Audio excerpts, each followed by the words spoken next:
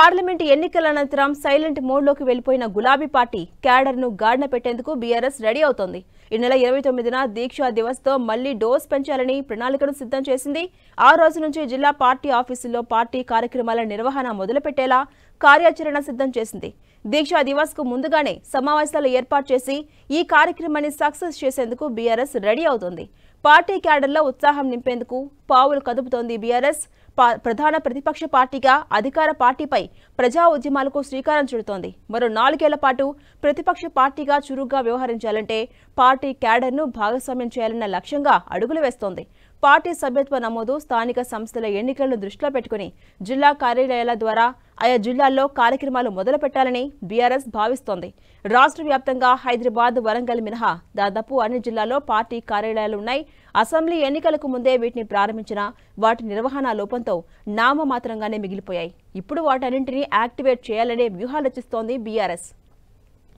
ఇక మరిదశ తెలంగాణ ఉద్యమాన్ని మలుపు తిప్పిన కేసీఆర్ ఆమరణ దీక్ష చేపట్ట నవంబర్ 29న ప్రతి ఏడాది గులాబీ పార్టీ దీక్షా దివస్గా నిర్వహిస్తోంది. దీక్షా దివస్ను ఇప్పుడు క్షేత్రస్థాయిలో క్యాడర్ను పెద్ద ఎత్తున భాగస్వామ్యం చేస్తూ నిర్వహించాలని నిర్ణయం తీసుకుంది. దీక్షా దివస్ సందర్భంగా ప్రభుత్వ ఆసుపత్రిలో పండ్లు పంపిణీ చేయడం, సేవా కార్యక్రమాలు నిర్వహించడం, కేసీఆర్ చిత్రపటాలకు పాలాభిషేకం చేయడం లాంటి కార్యక్రమాలను పార్టీ నిర్వహించబోతోంది. 29న అన్ని జిల్లా కేంద్రాల్లోని పార్టీ కార్యాలయాల్లో దీక్షా దివస్ నిర్వహించాలని పార్టీ వర్కింగ్ ప్రెసిడెంట్ కేటీఆర్ ఆదేశించారు. ఈ కార్యక్రమాన్ని విజయవంతం చేసేందుకు జిల్లాలకు ఇన్ఛార్జ్ నేతలను పార్టీ నియమించింది. 26న అన్ని జిల్లా పార్టీ కార్యాలయాల్లోనే పార్టీ కార్యకర్తల సమావేశాలు నిర్వహించి ఎలాంటి కార్యక్రమాలు చేపట్టాలన్న దానిపై పార్టీ నేతలు చర్చించబోతున్నారు. ఇక తెలంగాణ ఆవిర్భావానికి ముందు ఉన్న పరిస్థితులే మళ్లీ రాష్ట్రంలో ఏర్పడ్డాయని, రాష్ట్ర ప్రభుత్వంపై పోరాటం చేసేందుకు కార్యకర్తలు సన్నద్ధంగా ఉండాలని పార్టీ వర్కింగ్ ప్రెసిడెంట్ కేటీఆర్ పిలుపునిచ్చారు.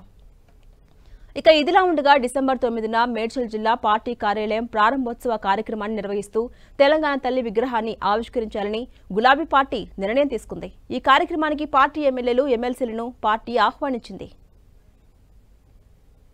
నాడు ఢిల్లీ మెడలు వంచి తెలంగాణ సాధించిన కేసీఆర్ గారి స్ఫూర్తితో నేడు మళ్ళీ ఒక్కసారి 2 ఢిల్లీ పార్టీల మెడలు కూడా వంచక తప్పని పరిస్థితి తెలంగాణలోని ప్రతి పౌరుడికి కూడా ఉన్నది. ఈ దీక్షా దివస్ నుండి స్ఫూర్తి పొంది 15 ఏళ్ల కిందట కేసీఆర్ గారు ఎట్లయితే ఆనాడు తన సంకల్ప బలంతో అందరినీ కూడా ఒప్పించి మెప్పించి అందరినీ కలిపి ఏ రకంగానైతే ముందుకు పోయినామో అదే పద్ధతిలో కాంగ్రెస్ కబంధ హస్తాల నుండి 4 కోట్ల తెలంగాణ ప్రజలను కాపాడుకోవడానికి మరో సంకల్ప దీక్ష కూడా చేపట్టాల్సిన తరుణం ఆసన్నమైంది. 29 నవంబర్ మా అన్ని జిల్లా పార్టీ కార్యాలయాల్లో పెద్ద ఎత్తున దీక్షా దివస్ కార్యక్రమాన్ని నిర్వహించబోతా ఉన్నాం.